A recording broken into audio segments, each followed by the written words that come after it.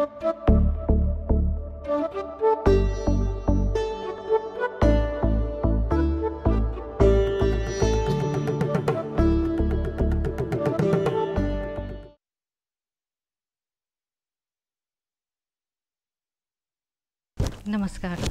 नारी जगत में आपका स्वागत है। जैसा कि हम सब जानते हैं कि इस कार्यक्रम के तहत हम महिलाओं के ऊपर, उनकी समस्याओं के ऊपर, उनकी शिक्षा, उनका स्वास्थ्य, सेहत, इन सारी बातों की चर्चा करते हैं। तो आज इस क्रम को आगे बढ़ाते हुए हम बात करेंगे कामकाजी महिलाएं और शिशुओं की देखभाल। ये न्यू बॉर्न बेबी है, जिसे नवजात शिशु कहा जाता है, उनकी देखभाल। क्योंकि काम करने के दरमियान जब एक कामकाजी महिला माँ बनती है तो वो थोड़ी टेंशन में आ जाती है, थोड़ा उन पे तनाव सा हो जाता है कि अब फिर कमबैक कैसे होगा, फिर घर, बाहर बच्चा और ऑफिस, इन सारी चीज़ों का संतुलन कैसे बना के रखेंगे हम। तो आइए हम जानते हैं, हमारे साथ हमारी एक्सपर्ट हैं नीतू सिंह जी, जो सदर मुसहरी की CDPO हैं। तो आपका स्वागत है हमारे कार्यक्रम में। तो जैसा कि हम सब जानते हैं कि कामकाजी महिला और शिशुओं की देखभाल, ये टॉपिक ही यही है और इसमें बहुत सारी चीज़ें आ जाती है कि कैसे करेंगे फिर। तो सबसे पहले आप बताइए कि कामकाजी महिला आपकी नज़र में कौन है, कौन सी महिलाएं हुई? मैं सबसे पहले आपका धन्यवाद करूंगी कि आपने मुझे इस कार्यक्रम में आमंत्रित किया और मुझे अपना जो मेरा काम है उस काम को मैं लोगों तक पहुंचाने का इसको एक साधन मान रही हूं और मुझे बहुत अच्छा प्लेटफॉर्म मिला है जो मैं वर्क कर रही हूं। इस प्लेटफॉर्म के माध्यम से मैं महिलाओं तक अपनी बात को पहुंचा पाऊंगी। इसके लिए मैं आपका बहुत धन्यवाद करना चाहती हूं। जी जी। और मैं बताना चाहूँगी कि मेरी नज़र में कामकाजी महिलाएं उन महिलाओं को कहेंगे जो अपने इनकम के लिए, अपने आय के लिए, पैसे के लिए जो काम करती हैं। जैसे कोई अगर किसी दुकान में काम करती हैं, किसी फैक्ट्री में काम करती हैं, किसी के घर में चूल्हा चौका बर्तन करती हैं, या फिर किसी ऑफिस में काम करती हैं। अच्छा। हर तरह की महिलाएं जो हैं वो कामकाजी महिलाओं की श्रेणी में आएंगी। अधिकतर वैसी महिलाएं कामकाजी महिलाएं कहलाएंगी जो मध्यम वर्ग की होती हैं या फिर निम्न मध्यम वर्ग की।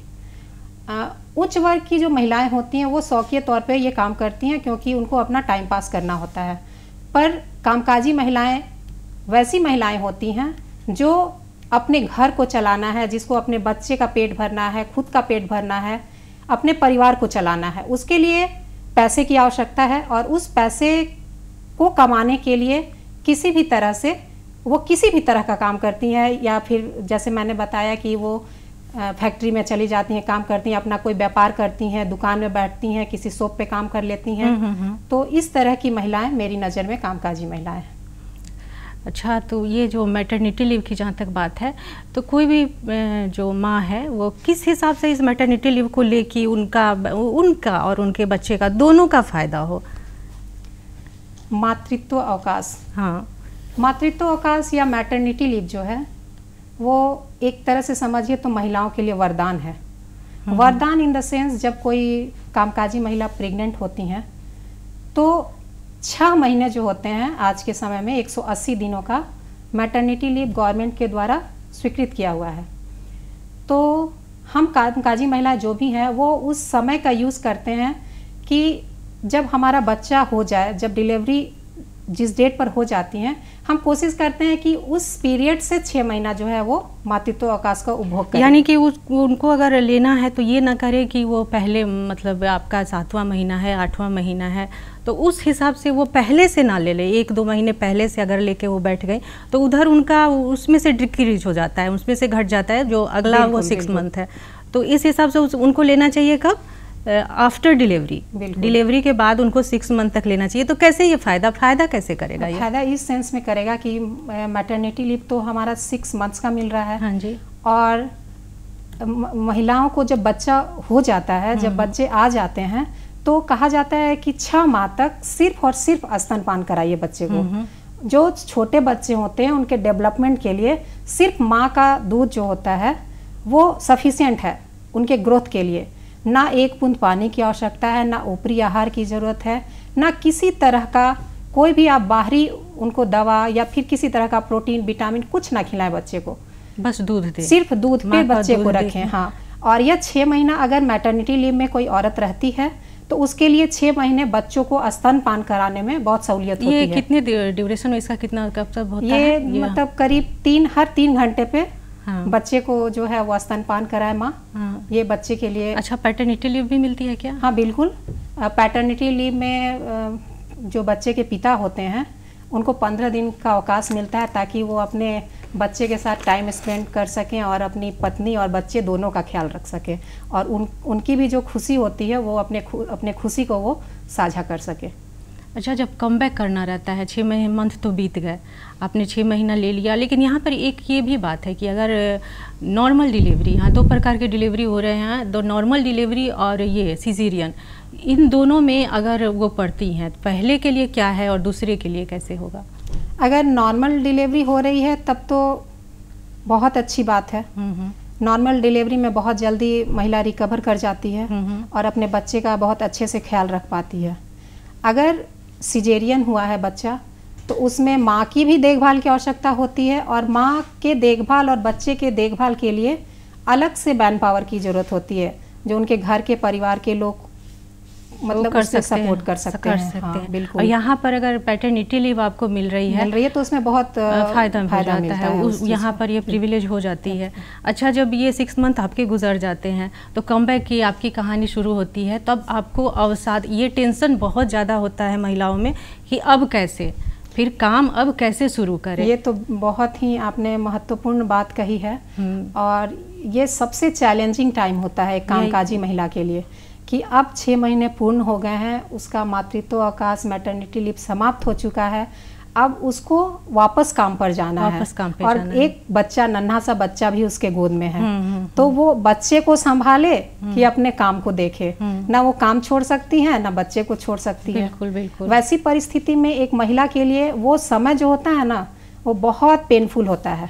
पेनफुल इन द सेंस कि अगर उसके घर में, परिवार में बच्चे को केयर करने वाले लोग हैं, या मतलब अगर उसके दादा दादी, कंपाउंड फैमिली है, संयुक्त परिवार है, फैमिली है, तब तो दिक्कत की बात नहीं है। लेकिन अगर वो न्यूक्लियर फैमिली से बिलोंग करते हैं तब किसी मेड को रखते हैं, या फिर अन्य साधन का उपयोग करते हैं, या फिर अगर पालना घर की व्यवस्था है तो बच्चे को पालना घर में वो महिला डालती है, तो बहुत चैलेंजिंग है ये टाइम उस महिला के लिए जो अपने बच्चे को 6 महीने के बाद छोड़कर काम पे लौटती हैं। तो कैसे ये करें? अगर घर में किसी के साथ फिर उनको छोड़ना है तो वहाँ पर जो ज़रूरत, जो भी ज़रूरी के काम है, मतलब कि आपको अब इन द सेंस ये बताना है कि बच्चा आपका कैसा है, उसकी ये सेहत के बारे में आप जानती हैं, वो कैसा साइन देता है जब वो बच्चा पॉटी या सुसु जब भी जो करता है, तो ये सब सारी जानकारी आपके पास रहती है। अगर हम तो ये कैसे, किसी अगर फैमिली मेम्बर को दे रहे हैं तो क्या करें, अगर किसी पालना घर में दे रहे हैं तो उसको कैसे करें? अगर फैमिली मेम्बर्स हैं तो वो तो उसके टच में है शुरू से, फिर भी एक माँ बच्चे को 6 महीने तक वॉच करती है, वो उसकी हर एक्टिविटी को देखती है कि मेरा बच्चा कब किस समय उसको, जब अगर उसको पॉटी लगी है तो वो समय उसका चेहरा कैसा होता है, क्या एक्टिविटी होती है, या फिर उसको सुसु लगी हुई है तो वो किस तरह से मुंह बनाता है, या फिर उसे भूख लगी है तो वो क्या साइन देता है जिससे पता चले। हाँ, ये सिंबल बहुत तो ये सब चीज जब आप काम पर जाती हैं और अपने बच्चे को किसी के पास रख कर जाती हैं तो ये सारी चीजों से अवगत कराना होगा उनको कि बच्चा ऐसे करेगा तो आप समझिएगा कि कितने दिन पहले उसे करा देना चाहिए? ये तो 1 महीना पहले से ट्रेनिंग देनी है। 1 महीना पहले से आपको बता देना चाहिए ताकि वो समझ में बच्चे को वो समझ पाए। हम लोग मोस्टली 1 से 1 साल तक के बच्चे के लिए जो भी डाइट है, डाइट बताएं, एलर्जी बताएं, दवाएं बताएं, क्या क्या वो उनकी कमजोरियाँ क्या है। अगर आपका बच्चा घर में रहता है तो घर में ऐसे पूरी तरह से प्लेन रख दे, कोई नुकीला सामान छोड़ के ना जाएं, ये सारी हिदायतें दे के जाएं, या क्या कौन सा खिलौना वो बच्चा उसके लिए तो माँ खुद ही बहुत परेशान रहती है। आजकल तो मोबाइल का समय है, महिलाएं तो मोबाइल पे रहेंगी, हर 1 घंटे पे बच्चे की खबर पूछेंगे, अभी बच्चा क्या कर रहा है, बच्चा खाया कि नहीं, अभी उसका दूध का टाइम था। तो यहाँ ये सवाल एक और राइज होता है यहाँ कि अगर मोबाइल पर है तो आप अगर ऑफिस है तो बार बार फोन करके पूछते रहते हैं, ऑफिस में आपका मन नहीं लगता है, वहाँ भी आपका प्रेजेंटेशन मतलब नुकसान थोड़ा सा रखता है कि अब देखो कैसे काम कर रही है। अपने जो भी सहयोगी हैं उनसे सुनने को मिल रहा है कि अब देखो पूरा दिमाग लगा हुआ है वहाँ पे, तो ये थोड़ा सा हो जाता है। तो बार बार क्या फोन करना भी जरूरी है? जरूरी नहीं है, लेकिन शुरू में होता है ऐसा, फिर आदत हो जाती है। अच्छा। क्योंकि मैं भी जब मेरा और जब मैं 6 महीने के बाद जब वापस लौटी थी काम पर, तो जब मैं जाने लगती थी ना, बच्चा जान गया कि अब मम्मी छोड़ कर जाने वाली है, वो ना आंचल पकड़ लेता था। अच्छा। और आंचल पकड़ कर रोना स्टार्ट कर देता था, नहीं मम्मा करता था, कुछ अपने मतलब बोलता था उस टाइप से। उस समय बहुत बुरा लगता था कि भाई अब तो लगता है कि काम नहीं जाओ, बच्चे के पास ही रहूं। तो इस तरह की फीलिंग होती है, लेकिन धीरे धीरे उसकी आदत हो जाती है और बच्चे को हम लोग को छोड़ कर जाना होता है। और बच्चे के केयर के लिए हम लोग पर्याप्त अपना जो एडवाइस है घर में देते हैं कि आप इस तरह से बच्चे को देखिए, आप इस तरह बच्चे से करिए। फिर धीरे धीरे उसको, चैलेंजिंग तो है, बहुत बड़ा चैलेंज है ये छोटे बच्चों के लिए। मतलब 2-3 दिन की अगर छुट्टी मिलती है नौकरी में भी या फिर कहीं भी, जो महिलाएं काम कर रही हैं, तो वो उसको बहुत फ़ायदा मिल जाता है। तो उसका वो कैसे यूटिलाइज कर रही हैं? मतलब कि अगर छोटा बच्चा है तो उनके लिए कुछ बना दें या फिर कुछ ऐसा कर दें, या फिर खेलने उलने में, या फिर कुछ ऐसा। ये नहीं ज़रूरी है कि आप क्वांटिटी ऑफ टाइम कितना दे रही हैं, आपको है कि क्वालिटी ऑफ टाइम आप उनको कितना स्पेंड कर रही हैं। क्योंकि माँ के साथ बच्चे का कनेक्शन एक अटूट है, भावात्मक संबंध होता है, और वो रिश्ता कोई दूसरे रिश्ता से कंपेयर आप नहीं कर सकते। तो वो 2-3 दिनों की छुट्टी आप लोगों के लिए बहुत ज़्यादा, या किसी महिला के लिए वो आप 2-3 दिन कहती हैं, हमें तो लगता है हमें 1 दिन की भी छुट्टी मिलती है तो लगता है कि भाई आज तो छुट्टी कैसे है। यूटिलाइज करती हैं? और वो जो पल है, जो वो छुट्टी का दिन है ना, वो सारा दिन हम लोग बच्चे के साथ एक्सपेंड करते हैं। और बच्चे के साथ खेलना, बच्चे के साथ खाना, बच्चे का जो मनपसंद भोजन है उसको बनाना, और बच्चे को अगर कहीं घूमने जाने की इच्छा है तो उसको घूमने ले जाना। इस तरह से कैसे दिन बीतता है ना, पता ही नहीं चलता है। और यह क्वालिटेटिव टाइम भी एक्सपेंड हो जाता है, और पूरा दिन बच्चे के साथ रहना। उस दिन कोई काम नहीं, अपना कोई एडिशनल वर्क हम लोग नहीं रखती हूँ, और साथ ही बच्चे के साथ पूरा दिन अच्छे से व्यतीत करती हूँ। बच्चे का जो भी फेवरेट चीज़ है, बच्चा जो चाहता है, जिस तरह के गेम, बच्चे के साथ बच्चे बन जाते हैं, बच्चे जिस तरह के गेम खेलने चाहते हैं उस तरह का बच्चों के साथ खेलते हैं। तो इस तरह से कभी अच्छा, जब कभी आपको लगा कि नहीं, हमको काम छोड़ के बच्चा ही ठीक है, घर में इसी को देखते, कभी लगता है ऐसा? बिल्कुल लगता है। तो क्या? जब बच्चे की तबीयत खराब हो जाए और किसी कारण से छुट्टी ना मिल पाए, वैसा ऑफिस में भी हो जाए कि नहीं ये काम बहुत ज़रूरी है और आज तो छुट्टी मिल नहीं पाएगी, और बच्चे की अगर तबीयत खराब हो गई, तो वैसे समय में लगता है ना कि बेकार काम कर रहे हैं। अच्छा होता है कि हम घर में ही रहते, कम से कम बच्चे को तो देखते। अच्छा, घर परिवार से, पति से आपकी एक्सपेक्टेशन कैसे व्यवहार करें वो लोग, कैसे सहयोग दें? आजकल की जैसी जनरेशन है तो दोनों तो कमाना लगभग लगता है कि हर 2 घर के बाद लेडीज़ निकल ही रही हैं, काम कर रही हैं, तो एक्सपेक्टेशन थोड़ा हाई हो जाता है, और अपना प्रेशर जो है, आपका वर्क प्रेशर कुछ ज़्यादा हो गया है, तो लगता है कि नहीं, कुछ तो लिबरल हो लोग, कुछ तो कोऑपरेट करें ये लोग भी। नहीं, आज के डेट में क्या है ना कि महिलाएं बाहर भी काम कर रही हैं, ऑफिस भी जा रही हैं, और ऑफिस से जब लौट कर आती हैं तो घर में भी काम करना पड़ता है। बिल्कुल करना पड़ता है ना, खाना बनाना है, खिलाना है, चाय बनाना है, देना है, ये तो करना पड़ता है। और इस मानसिकता से ऊपर हमारा समाज भी नहीं उठ पा रहा है। 75 साल हो गए आज़ादी के, बिल्कुल, और ये अभी तक नहीं आया कि चलो ये दोहरी जिम्मेदारी निभा रही है, दोहरी ना करके आपकी तिहरी कहिए, कुछ तो जागरूकता आनी चाहिए थी। तो कुछ क्या आपको लगता है कि कैसा समाज होना चाहिए इसमें? मैं तो पुरुष वर्ग से यही अपील करूंगी इस मंच के माध्यम से कि जिनके भी घर में कामकाजी महिलाएं हैं जो बाहर जाती हैं, उनको वो मेंटल सपोर्ट दें, इमोशनल सपोर्ट दें, क्योंकि महिलाएं जो होती हैं ना, वो कुछ भी कर सकती हैं। अगर वो 6 घंटे काम करती हैं, 8 घंटे काम करती हैं, उनसे आप 14 घंटे काम लीजिएगा तो भी वो काम कर पाएंगी। उतना भी उनके पास सामर्थ्य है, उनके पास जज्बा है कि वो 16 घंटे 14 घंटे तक काम कर सकती हैं।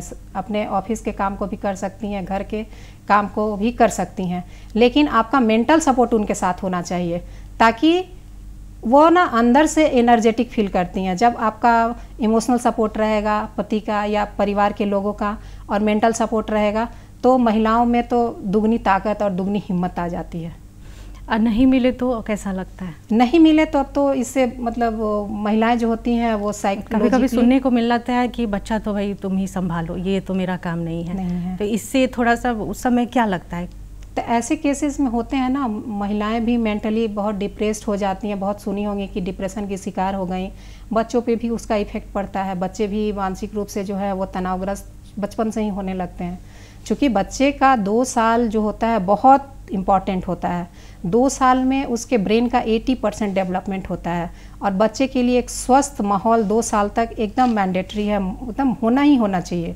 अगर आपके बच्चे का फ्यूचर अच्छा करना है, बच्चे का मेंटल लेवल अच्छा करना है, तो आपको 2 साल तो एकदम बच्चे को अच्छा इन्वायरमेंट देकर बच्चे का मेंटल ग्रोथ होना चाहिए। और उसके बाद धीरे धीरे कहते हैं ना, परिवेश का असर पड़ता है बच्चों पर, सबसे ज़्यादा असर पड़ता है। बच्चे इतने इमोशनल होते हैं कि परिवेश का असर पड़ता है। तो महिलाओं, जो कामकाजी महिलाएं हैं, वो एडजस्ट करती हैं, अपने परिवेश को अच्छा बनाने की कोशिश करती हैं और करना चाहिए, ताकि उसका इफेक्ट जो है वो उनके भी काम पर पड़ता है और बच्चे के स्वास्थ्य पे भी और बच्चे के आगे के जीवन पर भी पड़ता है। तो वैसे केस में अगर कोई घर के लोग या उनके पति सपोर्ट नहीं करते हैं तो मैं उनसे आग्रह करूंगी कि करें, क्योंकि अगर वो नहीं करते हैं सपोर्ट तो वैसे में सफ़र उनकी पत्नी करेगी, उनका बच्चा करेगा। तो जब बच्चा थोड़ा बड़ा होता है, जैसे कि हम लोग जानते हैं कि एक रिसर्च के हिसाब से भी कि माँ, जो भी महिलाएं हैं जो कामकाजी हैं, तो उनका बच्चा आत्मनिर्भर बहुत जल्दी हो जाता है। वो खुद पर कॉन्फिडेंटली वो सब काम, उसको लगता है कि मेरी मम्मा नहीं है, हमको ये काम अब अपने खुद से करना है, वो सीख भी जाता है। तो इस पर आपकी क्या राय है? आपके बच्चे कैसे पले बढ़े? नहीं, मेरे बच्चे भी, मेरी तो जॉइंट फैमिली है, तो मुझे यह सौभाग्य मिला कि बच्चे दादा दादी के साथ भी रहे, चाचा चाची के साथ भी रहे। लेकिन एक माँ का ऑफिस जाना, तो वेट करते हैं ना टाइम से, उनको आदत हो गई है कि अब टाइम हो गया है तो अब मम्मा 5 बजे आएगी।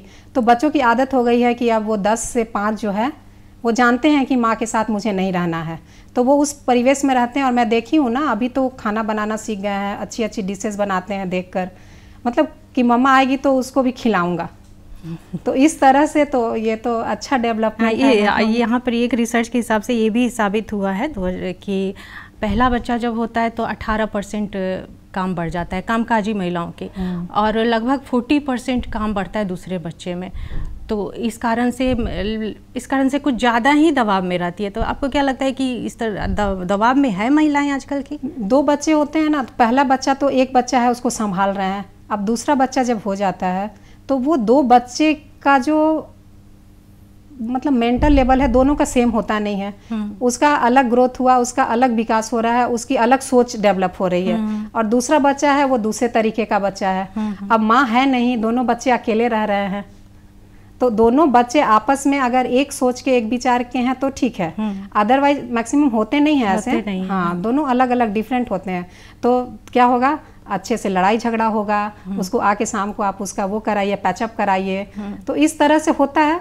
लेकिन है कि भाई बहन हो या भाई भाई हो या बहन बहन हो, कोई भी हो, तो धीरे धीरे वो लोग एडजस्ट कर लेते हैं। बाल विकास, महिला और बाल विकास पदाधिकारी जो भी आपका डिजिग्नेशन है, उसके रूप में आप बच्चों के और महिलाओं के लिए जो सरकारी योजनाएं हैं वो कैसी योजनाएं हैं, उसके बारे में थोड़ा हमारे दर्शकों को। बाल विकास परियोजना पदाधिकारी होने के नाते महिलाओं एवं बच्चों के विकास के लिए कार्य करना मेरा दायित्व है। हाँ जी। और इस दायित्व के निर्वहन में मैं कोशिश करती हूँ कि एकदम खरी उतरूँ, और जो भी सरकारी योजनाएं चला रही हैं, जो भी दायित्व दिए गए हैं, वो बहुत ही मतलब एक तरह से कहिए कि वो करने के बाद बहुत ही अंदर से तसल्ली मिलती है, खुशी मिलती है कि वैसे वर्ग के लिए काम कर रही हूँ जिस वर्ग से मैं बिलोंग करती हूँ। और महिलाओं के काम, जो कामकाजी महिलाएं कहिए या महिलाएं कहिए, उन महिलाओं के अच्छे स्वास्थ्य के लिए, एक अच्छे बच्चे के विकास के लिए सरकार की बहुत सारी स्कीम्स चल रही हैं, बहुत सारी योजनाएं चल रही हैं। मेरा मुख्य रूप से कार्यक्षेत्र जो है वो आंगनबाड़ी केंद्र के माध्यम से उन महिलाओं और बच्चों तक अपने कार्य को करते हुए सुविधाओं को, लाभ को पहुंचाना है। तो आंगनबाड़ी केंद्र के माध्यम से जो भी महिलाएं हैं उस क्षेत्र की, चाहे वो शहरी महिलाएं हों या ग्रामीण महिलाएं हों, तो जो महिलाएं होती हैं उनको हम लोग मोटिवेट करते हैं, उनको जागरूक करते हैं, क्योंकि महिलाएं जो हैं बच्चों का कैसे केयर करें। बच्चे जो होते हैं वो छोटे बच्चे होते हैं, जैसे कि हमारी एक बार हम लोगों ने मुहिम चलाई, जैसे अभी अगस्त आने वाला है, तो 1 से 7 अगस्त तक वो चलता है, स्तनपान सप्ताह के रूप में मनाते हैं, जिसमें हर घर तक यह मैसेज जाए कि बच्चे को 6 माह तक सिर्फ और सिर्फ माँ का दूध पिलाना है। अब बच्चा जैसे जन्म लेता है तो बच्चे को वो अपना पहला पीला गाढ़ा दूध, कोलेस्ट्रम जिसको बोलते हैं, अमृत बोलते हैं उसको, वो माँ अपने बच्चे को जरूर दे। क्योंकि ये जो पहला दूध होता है माँ का, बच्चे के जन्म लेने के 1 घंटे के अंदर वो पिलाना होता है।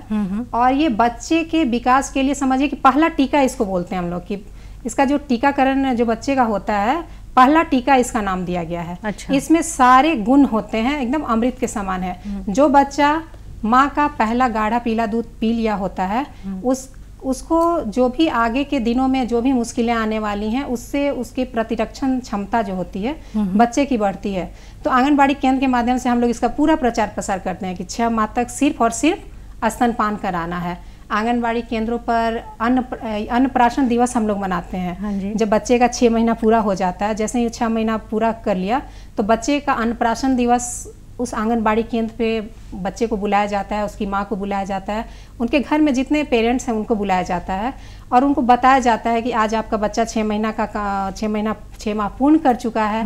अब बच्चे को जो है आप कटोरी और चम्मच हम लोग देते हैं, उसमें उनको मीठा खीर बनाकर सेमी सॉलिड रूप में होता है, वो खिलाते हैं और कहते हैं कि आज से आप अपना माँ तो अपना दूध पिलाएंगी ही, साथ में उसका ऊपरी आहार भी हम लोग शुरू कर देते हैं।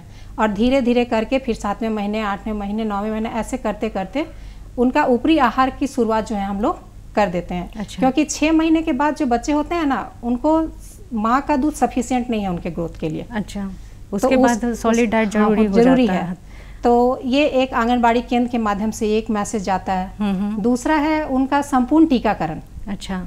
आंगनबाड़ी केंद्रों पे प्रति माह एक VHSND प्रोग्राम होता है, जिसमें उनको पोषण संबंधी, स्वास्थ्य संबंधी शिक्षा दी जाती है। एवं वहाँ पे जो छोटे बच्चे होते हैं, जैसे 1.5 महीना का बच्चा हो गया, जन्म लिया तो BCG का वैक्सीन लग गया, 1.5 महीना मतलब जो भी टीका का शेड्यूल है, 1.5 महीने, 2.5 महीने, 3.5 महीने में पेंटावैलेंट लग गया, 9 महीने पे मिजल्स का वैक्सीन लग गया। तो इस तरह से जो भी वैक्सीनेशन होना है, जो भी टीकाकरण होना है, वो हर बच्चे का संपूर्ण टीकाकरण, पूर्ण टीकाकरण हो, यह हम लोग आंगनबाड़ी केंद्र के माध्यम से सुनिश्चित करते हैं। कार्ड भी दिया जाता है? बिल्कुल, वहाँ पे NM आती हैं, आशा होती हैं जो उसमें मदद करती हैं, और उनका एक MCP कार्ड बनता है। तो जच्चा बच्चा सुरक्षित कार्ड कहते हैं उसको। तो वो कार्ड दे दिया जाता है, जिसमें उस बच्चे का कब टीकाकरण होना है, उनका ड्यू डेट क्या है, वो लिखा होता है। तो फिर जब नेक्स्ट मंथ में सेशन होगा, फिर उसका वैक्सीनेशन होगा। इस तरह से संपूर्ण टीकाकरण होने से क्या होता है कि प्रतिरक्षण क्षमता जो होती है बच्चे की डेवलप होती है, रोग से लड़ने की क्षमता बढ़ती है। हाँ जी। तो ये काम हम लोग करते हैं। तीसरी चीज़ है कि जो बच्चे अगर थोड़े बड़े हो गए हैं, 3 साल के बच्चे हो गए हैं, तो 3 साल के बच्चे का हम लोग रजिस्ट्रेशन करते हैं आंगनबाड़ी केंद्र पर, और 3 से 6 साल के बच्चे उसको प्री स्कूल एजुकेशन के तहत आंगनबाड़ी केंद्रों पर प्री स्कूल एजुकेशन दिया जाता है। अच्छा। उसमें हम ECC एक्टिविटी कराते हैं।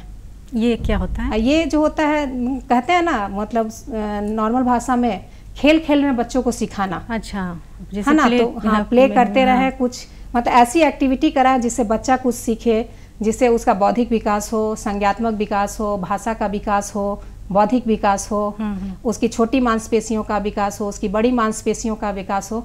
तो इस तरह का रूटीन बना हुआ है, तरफ से संपूर्ण ग्रोथ हो। बिल्कुल। किस तरह का खेल होता है? जैसे है कि छोटी मांसपेशियों का विकास के लिए बच्चों को क्या करते हैं हम लोग, छोटा छोटा कागज का टुकड़ा काटना, तोड़ना, छोटे छोटे मोती ले लेना है, उसको काउंटिंग करना, एक जगह रखना, पिरोना। तो मतलब जिसमें उसकी छोटी मांसपेशियां, इससे वो नंबर भी सीखते हैं, गिनती भी सीखते हैं, काउंटिंग सिखाया जाता है। फिर ग्रुप में जब जैसे सीधी लाइन पे चलना है, एक सीधी लाइन बना दी है, बच्चे उस पर चल रहे हैं, तो उससे बच्चे का क्या रहता है, वो अलर्ट रहता है एकदम कि हमको लाइन के इधर या उधर नहीं होना है। ग्रुप में गेम कराते हैं, जैसे हर तरह के बच्चे हैं, 3 से 6 वर्ष के बच्चे हैं तो एक ग्रुप बना दिए 3 से 4 वर्ष के बच्चों का, फिर 4 से 5 वर्ष के बच्चों का, फिर 5 से 6 वर्ष के बच्चों का एक ग्रुप बना दिए, ताकि उनका जो लेवल है उस लेवल के बच्चे एक साथ, फिर उस लेवल के बच्चे एक साथ अपना खेलें, और खेल खेल में अक्षर ज्ञान कराते हैं, रंगों की पहचान कराते हैं। तो इस तरह हम लोग प्री स्कूल एजुकेशन को भी मोटिवेट कर रहे हैं। अच्छा, महिला और बाल विकास पदाधिकारी के रूप में आप जनहित में क्या मैसेज देंगी कि किस तरह से आपको चाहिए बच्चा का डेवलपमेंट, माँ का डेवलपमेंट, एक गांव सुंदर सा आपको कैसा कैसा चाहिए आपको? एज ए CDPO मैं तो मेरे सामने ऑडियंस बैठी हुई है, मैं ये कहना चाहूँगी कि आप लोग जो हैं अपना, महिलाएं अपने स्वास्थ्य का भी ध्यान रखें, क्योंकि अपना आपका स्वास्थ्य सही होगा तो आप अपने बच्चे का भी केयर कर पाएंगी। और अपने बच्चे के केयर करने के लिए जो भी आपके छोटे बच्चे हैं उनको 6 माह तक सिर्फ स्तनपान कराएं। बच्चा जन्म ले तो वो उसको पहला स्तनपान कराएं, उसके बाद फिर 6 माह के बाद ऊपरी आहार दें, 2 साल तक बच्चों को स्तनपान के साथ ऊपरी आहार दें। तो इस तरह से अगर आप रेगुलर कर रहे हैं, टीकाकरण उनका नियमित टीकाकरण करवाएं, तो इस तरह से अगर आप करवा रही हैं तो बच्चे का विकास 100% होना ही होना है, और इसमें माँ से अच्छा कार्य कोई नहीं कर सकता। तो सभी माताओं से मेरा निवेदन होगा को इस तरह से वे अपने बच्चों की परवरिश करें, बच्चों की देखभाल करें और अपनी भी देखभाल करें। तो जैसा कि दर्शकों आपने देखा कि हमारे स्टूडियो में हमारी बाल विकास पदाधिकारी नीतू सिंह जी आई और इतनी अच्छी अच्छी जानकारियाँ दी। कामकाजी महिलाएं कैसे अपने शिशुओं को पाले और कैसे वो अपने आंगनवाड़ी केंद्रों में भी अपनी योजनाओं के बारे में बताएं और कैसे वो बाल विकास के बारे में, सेहत, उन बच्चों के सेहत के बारे में, महिलाओं के सेहत के बारे में वो जानकारी दी और कैसे आंगनवाड़ी कार्यक्रम अपने वो आंगनवाड़ी क्षेत्रों में भी देती हैं, इनकी वो जानकारी दी। तो इनका हम धन्यवाद देते हैं। आपका बहुत बहुत धन्यवाद जो आप हमारे स्टूडियो में आए। तो ऐसी ही जानकारी भरी कार्यक्रमों को लेके हम आते रहेंगे इस कार्यक्रम महिला जगत में। तो अब हमें दीजिए इजाज़त। नमस्कार।